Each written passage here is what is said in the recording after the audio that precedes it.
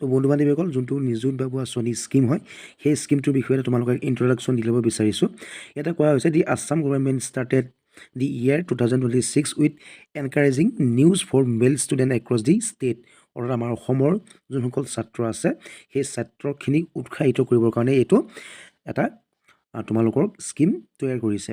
আৰু on 1 January 2026 Assam Chief Minister Sri Himanta Biswa Sarma announced a new scholarship-based financial assistance scheme named Babu Asani, commonly referred to as the Babu scheme. এই বাবু scheme বুলি যেহেতু তোমালোকে গম পাইছাই আৰু ইয়াতে বিশেষ ক'বলগীয়া নাই। মুখ্যমন্ত্ৰী যোনটো তোমালোকৰ বাবু আঁচনি হয় সেই স্কিমটোৰ বিষয়ে মই তোমালোকক চমুকৈ ইন্ট্ৰডাকশ্যনখিনি দিলোঁ।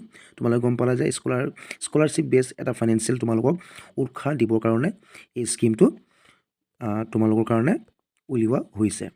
তোমালোকৰ এই যোনটো স্কলাৰশ্বিপ সেই স্কলাৰশ্বিপটো কিহৰ কাৰণে দিছে তোমালোকে সেইখিনি চাই ল'বা।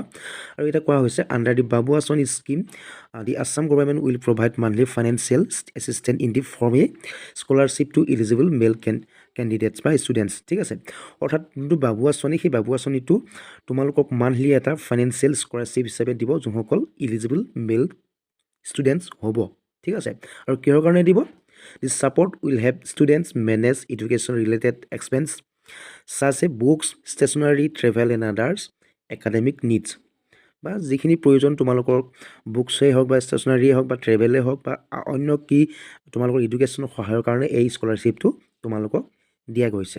ঠিক আছে, আৰু students enrolled in under graduate course will receive 1000 per month. অৰ্থাৎ যোনসকল আণ্ডাৰ গ্ৰেজুৱেট হয় তেওঁলোকৰ কাৰণে 1000 পাৰ মান্থ। যদি তোমালোকক 1000 টকাকৈ পাৰ মান্থ দিয়ে তেন্তে তোমালোকে বছৰি অৰ্থাৎ 12 মাহত 12000 টকা লাভ কৰিবা। গম পালা? আৰু যোনসকল ষ্টুডেণ্ট পাৰ্চুইং পোষ্ট গ্ৰেজুৱেট হয় course will get 2000 per month. অৰ্থাৎ 2000কৈ পাৰ মান্থ হ'লে তোমালোকৰ এনুৱেল যোনটো ইনকাম হ'ব অৰ্থাৎ যোনটো এনুৱেল তোমালোকৰ স্কলাৰশ্বিপ হ'ব স্কলাৰশ্বিপটো হ'ব 20K অৰ্থাৎ 22000 টকা। ঠিক আছে, তোমালোকৰ এইটো হৈছে স্কলাৰশ্বিপটো। ঠিক আছে, আৰু এটা কোৱা হৈছে the government will transfer the scholarship amount directly into the beneficiaries bank account. অৰ্থাৎ তোমালোকে যেতিয়া এপ্লাই কৰিবা সেই এপ্লাই কৰি তোমালোকৰ বেংক একাউণ্ট তাতে এটাচ কৰি দিব লাগিব আৰু তেতিয়া তোমালোকৰ বেংক একাউণ্টলৈ ডাইৰেক্টলি সেই স্কলাৰশ্বিপটো ডিপ'জিট কৰি দিয়া হ'ব। সেইটো গম পাইছা তোমালোকে? ইয়াৰ পাছতে তোমালোকে ইলিজিবিলিটিটো চাই ল'বা। The Assam government has define basic eligibility conditions for Babu Asani scheme to ensure the deserving students receive the benefits. Applicants must be permanent resident of Assam. এইটো তোমালোকে জানাই অসমৰ বাসিন্দা হ'ব লাগিব। আৰু only male students can apply under the scheme. অৰ্থাৎ ল'ৰাসকলহে অৰ্থাৎ ছাত্ৰসকলহে এই স্কিমটোৰ কাৰণে ইলিজিবল হ'ব। The student must currently pursue an under graduate or post graduate course in an institution located within Assam. আমাৰ অসমৰ কোৰ্চটো আমাৰ অসমতে ইনষ্টিটিউটত কোৰ্চটো কৰা হ'ব লাগিব। The annual family income of the applicant must not exceed 4 lakhs। অৰ্থাৎ তোমালোকৰ যোনটো পৰিয়ালৰ বছৰি যোনটো গড় হয় বা বছৰি যোনটো ইনকাম হয় সেই ইনকামটোক 4 লাখ নাইবা 4 লাখতকৈ তলৰ হ'ব লাগিব। ঠিক আছে, তোমালোকৰ যদি পৰিয়ালৰ এনুৱেল যোনটো ইনকাম হয় এনুৱেল ইনকামটো 4 লাখতকৈ কম হ'ব লাগিব নাইবা 4 লাখ হ'লেও কোনো কথা নাই, তোমালোকে আবেদন কৰিব পাৰিবা। ঠিক আছে, এইটো ইয়াতে ডাইৰেক্টলি কৰি দিছে। আৰু ইয়াৰ পাছত তোমালোকৰ ডকুমেণ্টখিনি কি কি প্ৰয়োজন হ'ব মই তোমালোকে চাই ল'বা। প্ৰথম তোমালোকৰ লাগিব proof of permanent resident in Assam. ঠিক আছে, স্থায়ী তোমালোকৰ বাসিন্দা চাৰ্টিফিকেটটো লাগিব, আধাৰ কাৰ্ড লাগিব, ভেলিড মোবাইল নাম্বাৰ আৰু ইমেইল ID লাগিব, বেংক একাউণ্ট ডিটেইলছ লাগিব, তোমালোকক ফেমিলি ইনকাম এখন চাৰ্টিফিকেট লাগিব, এডুকেশ্যনেল কোৱালিফিকেশ্যন লাগিব, এইকেইটাই।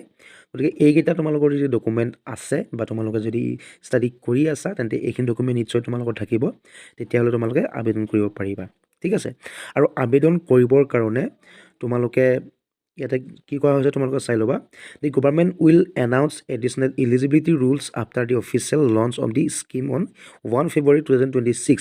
অৰ্থাৎ এতিয়া যিহেতু আৰম্ভ কৰিছে এই স্কিমটো গতিকে এতিয়া ইয়াৰ অনলাইন বা এপ্লিকেশ্যনৰ লিংক কোনো ধৰণৰ মুকলি হোৱা নাই। গতিকে 1 ফেব্ৰুৱাৰীত যিহেতু লঞ্চ কৰিব সেই 1 ফেব্ৰুৱাৰীৰ পাছতে তোমালোকে আবেদন কৰিব পাৰিবা এই যোনটো বাবু স্কিম হয় সেই বাবু স্কিমটোৰ কাৰণে তোমালোকে নিশ্চয় গম পাইছা গতিকে তোমালোকে 1 ফেব্ৰুৱাৰীৰ পাছতহে এপ্লাই কৰিব পাৰিবা এতিয়া যেহেতু 1 জানুৱাৰী মাহ চলি আছে গতিকে 1 জানুৱাৰী যেহেতু ষ্টাৰ্ট কৰিছে এই স্কিমটো গতিকে তোমালোকে 1 ফেব্ৰুৱাৰীৰ পৰাহে আবেদন কৰিব পাৰিবা বা 1 ফেব্ৰুৱাৰীৰ পাছৰ পৰা তোমালোকে আবেদন কৰিব পাৰিবা এই বাবু স্কিমটোৰ কাৰণে ঠিক আছে আৰু প্ৰচেছটো এপ্লাই ইয়াতে তোমালোকে নিশ্চয় দেখা পাই আছা the Assam government has not started the application process for the Babu scheme ঠিক আছে এতিয়ালৈকে যেহেতু ষ্টাৰ্ট কৰা নাই বাবু স্কিমৰ এপ্লাই প্ৰচেছটো আৰু 1 জানুৱাৰী যেহেতু ষ্টাৰ্ট হৈছেহে আৰু 1 ফেব্ৰুৱাৰীত তোমালোকৰ লঞ্চ কৰিব এই বাবু স্কিমটো গতিকে তাৰ পাছত তোমালোকে